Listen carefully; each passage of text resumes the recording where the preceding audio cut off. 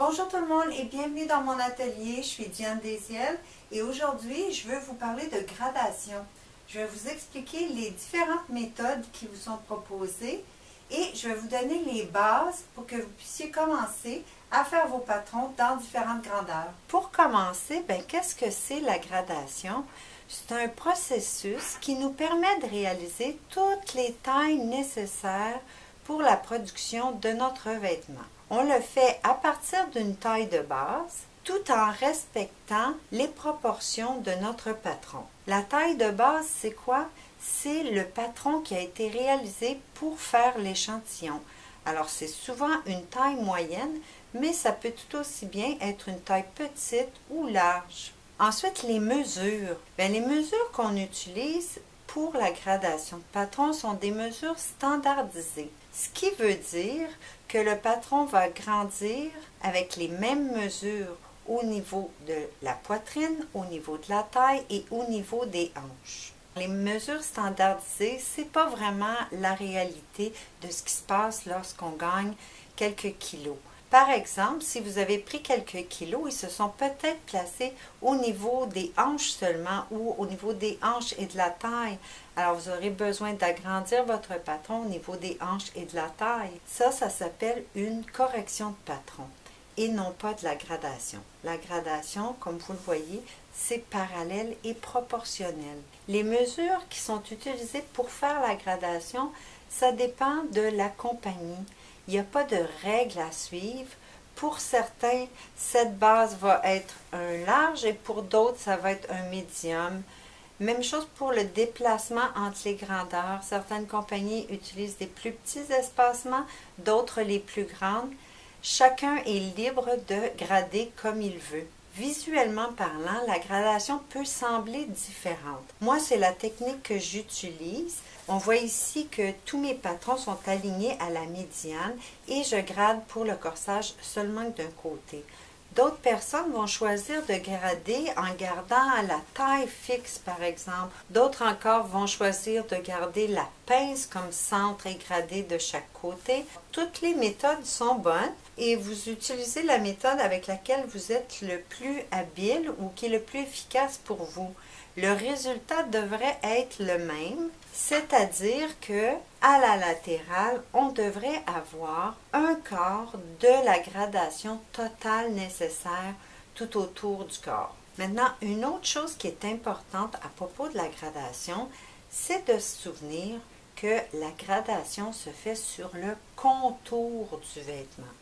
Tout ce qui se retrouve à l'intérieur, donc les pinces, même si c'est une découpe princesse, ça va simplement se déplacer.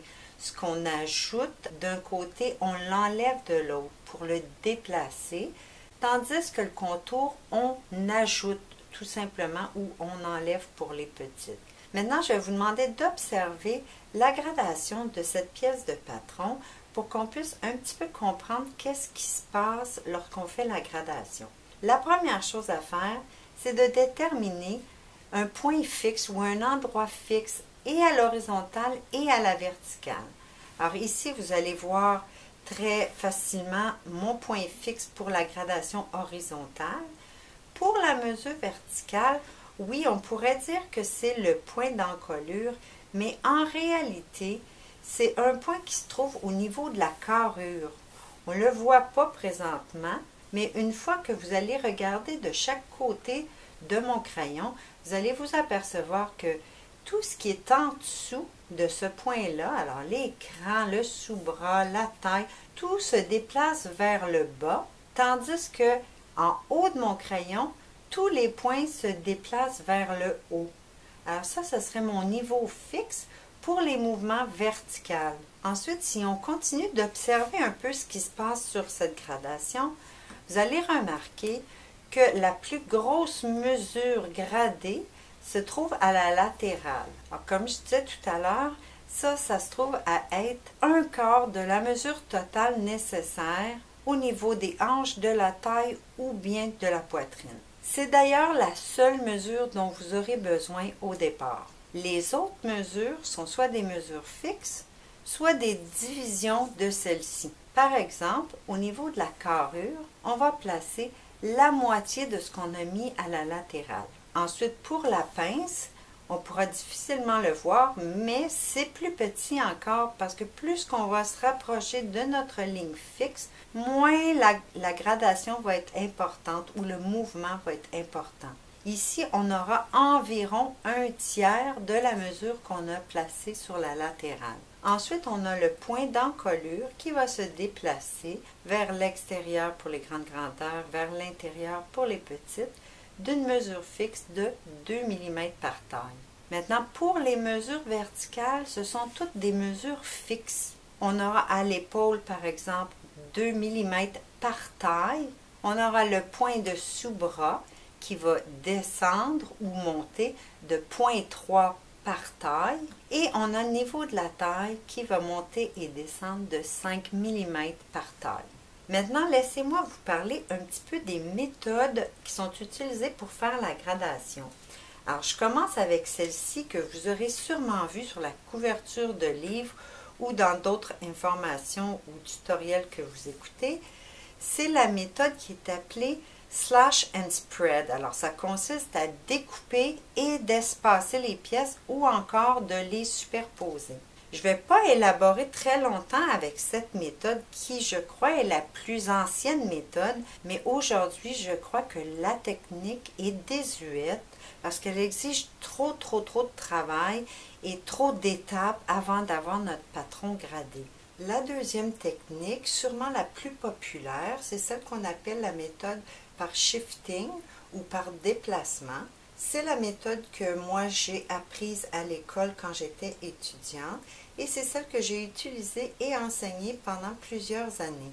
Alors la façon que ça fonctionne, c'est que pour grader un point, si je vous donne l'exemple du sous-bras, si je veux le déplacer de 1 cm pour une taille vers l'extérieur et de 3 mm vers le bas, je vais venir me tracer deux lignes sur la médiane ou la partie fixe de mon gabarit et je vais venir indiquer à 2 reprises mon déplacement, 1 cm et 0,3 vers le bas. Ensuite, on reprend le gabarit, on indique les mêmes points de référence sur le gabarit et on fait le déplacement. Ensuite, on pourra venir grader notre point ou trouver l'emplacement de notre point. Alors, vous voyez que ça peut quand même prendre un certain temps parce que chaque point devra être marqué 2 fois, même si on en a besoin seulement qu'à un endroit. Alors, après un certain temps, je me suis demandé, mais pourquoi on vient travailler en double quand on pourrait grader directement sur le point? Ce que j'ai remarqué, c'est qu'il y a beaucoup de possibilités d'erreurs parce qu'on en vient avec beaucoup de lignes sur notre médiane et que la façon dont les déplacements sont faits, c'est pas toujours précis. Alors, j'en suis venue avec cette troisième méthode. Alors, je ne sais pas si je suis la seule à l'utiliser, mais au lieu de faire mes lignes à 2 reprises sur la médiane, j'ai décidé d'aller grader directement sur les points qui étaient à grader. Alors, ça me donne un résultat beaucoup plus précis, plus rapide, moins de travail. Ça fonctionne comme ceci. Dès le départ, après avoir tracé le gabarit, on peut aller tracer des petits bouts de ligne à l'équerre sur tous les points qu'on veut grader. Ensuite, on va mettre les mesures en X et en Y, alors verticale et horizontale, sur chacun des points. On pourra ensuite les relier comme je l'ai fait pour la petite taille en rouge ici. J'ai enseigné cette méthode pendant quelques années jusqu'à ce que la gradation disparaisse à peu près complètement du programme pour ne laisser que 2 ou 3 cours où on faisait un survol de la gradation pour expliquer qu'est-ce que c'était et comment ça fonctionnait. Quand on fait des vêtements, on veut souvent être capable de les faire pour d'autres personnes avec d'autres physionomies. Alors j'ai développé 4 règles à grader, une pour chacune des composantes du vêtement. Donc, j'en ai une pour le corsage, une pour la manche, une pour la jupe et une pour le pantalon. Sur mes règles à grader, vous avez un petit schéma de la pièce de vêtement à grader et vous avez chacun des points de gradation en grandeur réelle. Alors, il vous suffit de suivre le contour de votre gabarit. Dépendamment de votre style, vous utilisez les points dont vous avez besoin. Comment ça fonctionne? Si je reprends l'exemple du sous-bras, On a simplement qu'à aligner un des points sur notre tracé, tout dépendamment de la taille, et d'aligner une des règles sur notre droit fil. Alors, une fois aligné, on a l'équerre et on peut simplement pointer pour mettre la référence sur notre papier, la taille ou les tailles dont on aura besoin. Alors, bien sûr, quand j'ai d'abord fait ma règle à grader, ça n'avait pas l'apparence que ça a aujourd'hui. Mes étudiants ont tellement apprécié qu'ils m'ont poussé à produire la planche, ce que j'ai fait, puis que je peux maintenant vous l'offrir. C'est tout pour aujourd'hui. J'espère que vous avez apprécié. J'ai partagé avec vous des notions de base sur la gradation et aussi mon cheminement qui m'a conduit à produire ces planchettes de gradation pour vous faciliter la vie. Si vous voulez vous les procurer, comme c'est moi qui les ai produits, elles sont disponibles uniquement dans ma boutique Etsy au nom de Toolfully. Et le lien de la boutique se trouve directement en bas de vidéo dans la description. Merci d'avoir été là et à bientôt.